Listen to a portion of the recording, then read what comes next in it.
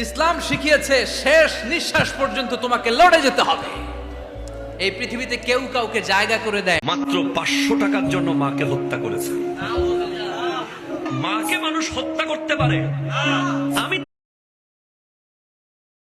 30 পারা কোরআনের হাফেজ হয়ে বলছি, হে আল্লাহ, এই ভিডিওটা যে শেয়ার করে দিবে তার জীবনের সমস্ত গুণে ফুটবো, গন্ধ ছড়াবো কত। নবী গো, জীবনে আপনাকে দেখি না। প্লিজ এই ভিডিওটি শেয়ার করে দিন।